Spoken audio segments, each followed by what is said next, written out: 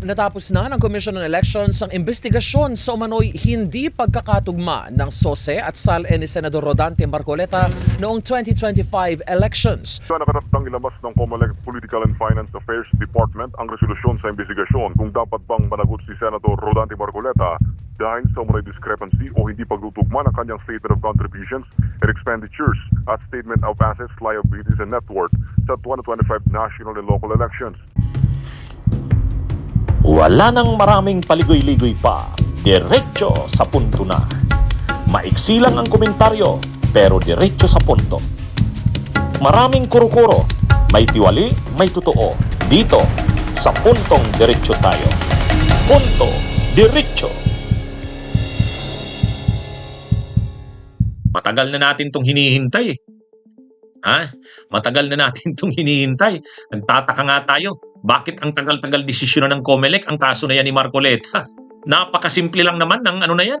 Napakasimple lang naman ng facts ng kaso na yan. Hindi naman kailangan ng investigasyon talaga eh. Bakit hindi kailangan ng investigasyon? Unang-una, inamin naman ni Marcoleta. Ano ba yung mga kailangan dyan? Bakit kailangan mo pang magpalalim ng investigasyon? Ano ang issue? Ang issue,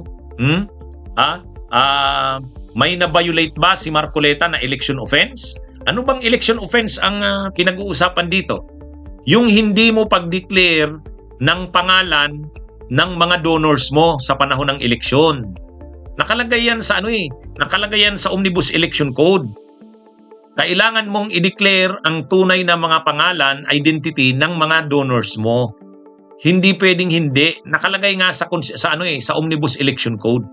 Ang nangyari kay Marcoleta, hindi niya dineclare na mayroong mga donor siya.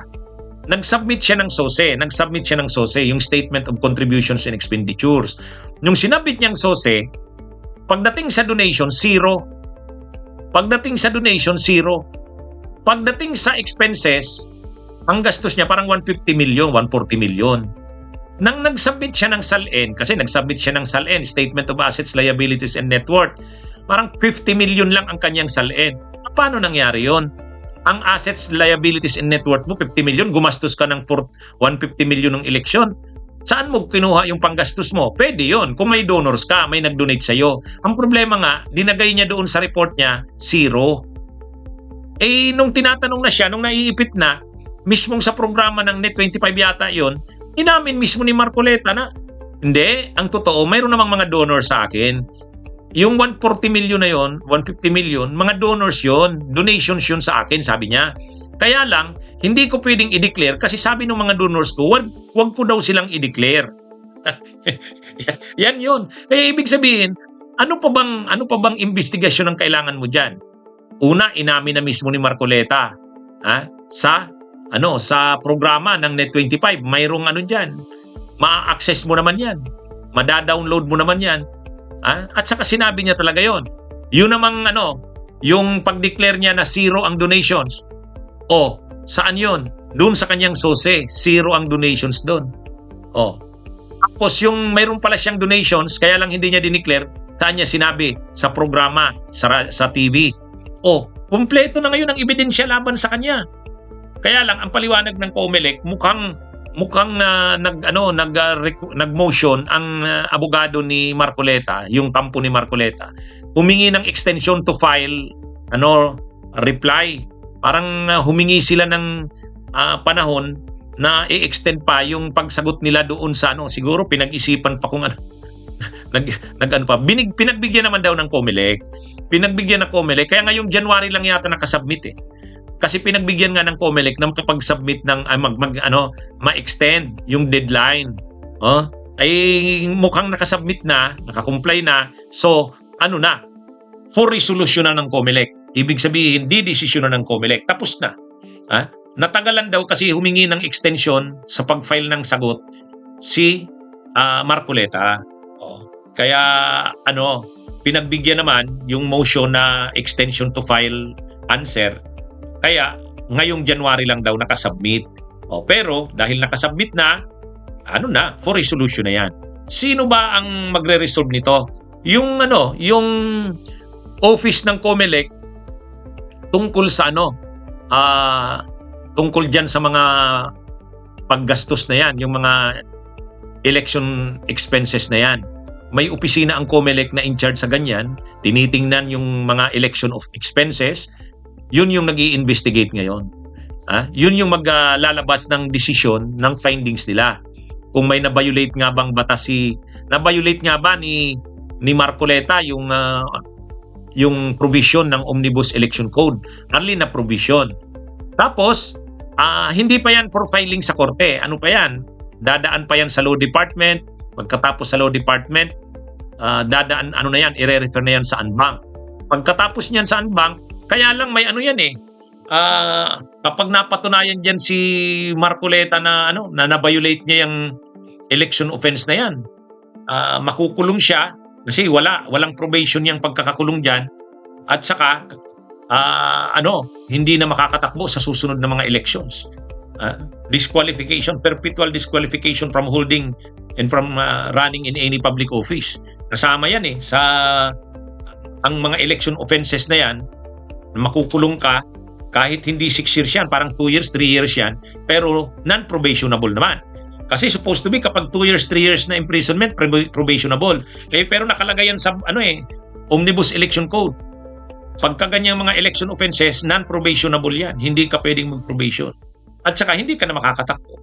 Anyway, sana sa pagkakataong ito ay maging ang COMELEC, manindigan sa kasi kung matutulad na naman yan kay Chis Escudero.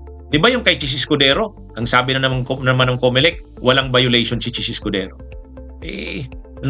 Nawawalang saysay ang mga Omnibus Election Code na yan dahil sa mga desisyon ng COMELEC na ganyan ito, obvious naman yung violation obvious naman yung violation. At saka ang alam natin, may final ding perjury case kay Marcoleta dahil din sa ganyan. Pero yung perjury case kasi hindi sa COMELEC yun. Ang sa COMELEC yung Omnibus Election Code, election offense. Dahil nga dun sa hindi mo dineclare yung donors mo sa panahon ng eleksyon, yung gastos mo sa eleksyon. Actually, napakalinaw nung violation dito. Kaya kung ang COMELEC ay ang findings dito ay papalusutin si Marcoleta, nakakahiya, nakakasuka na ang COMELEC sa ganyan. Kapag pinalusot nila dito si Marcoleta, kasi ang linaw-linaw ng provisions ng Omnibus Election Code sa bagay na yan. Anyway, abangan natin, sana ang COMELEC ay mag-decide ng tama dito sa kaso ni Marcoleta. Hinihintay na lang natin kasi for resolution na. Malamang nga malamang baka yari na yung desisyon, ilalabas na yan. Kaya abangan natin mga kabunyog, mga kabayan. Pero sana sa pagkakataong ito, ang COMELEC ay ipatupad kung ano ang batas. Kung ano ang batas, ipatupad. Hindi yung napakalinaw naman yung paglabag dito sa Omnibus Election Code. Itong nangyaring ito kay Marcoleta.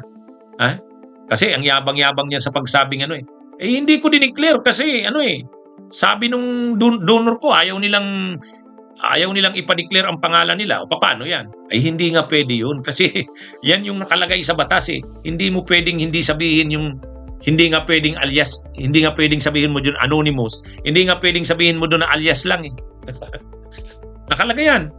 Hindi pwedeng alias, hindi pwedeng anonymous, kailangan talaga pangalanan mo Yan yung yan yung nakalagay sa Omnibus Election Code. Kasi nga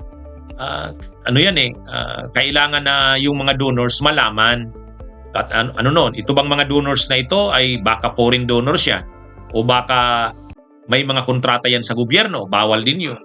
Kaya kailangan i-declare talaga. Ay nangyari kay Marcoleta, hindi niya dineclare kasi sabi daw ng donors niya, wag daw i-declare. Pwede ba yun? Okay, mga kabunyog, mga kabayan, magandang araw sa inyong lahat.